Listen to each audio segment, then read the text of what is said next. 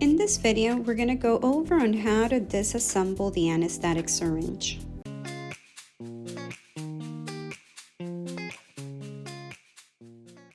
To disassemble the anesthetic syringe, we're going to start first by removing the needle.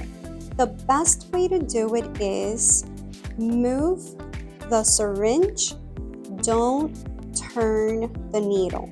So you're going to hold the needle in place and you're going to go to the left, lefty-loosey with the syringe.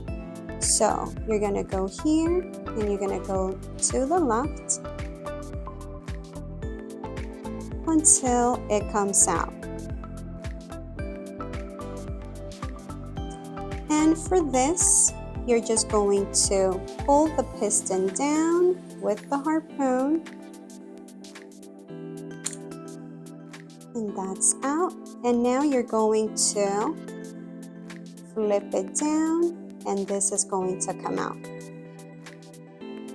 And that's one way to do it. Another way to disassemble the syringe is, again, instead of removing the needle first, you can remove the carpel first. You're going to move the piston with the harpoon back, and it got disengaged. So now you move it all the way back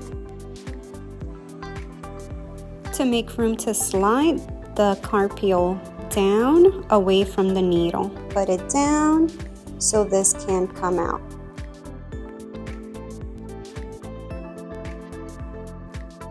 Now you can remove the needle.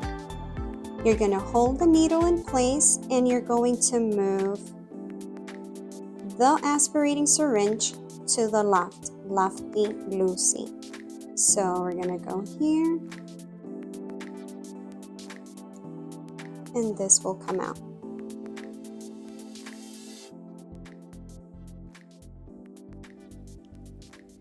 The reason for turning the syringe instead of the needle when unscrewing it is to prevent the needle cap from coming off.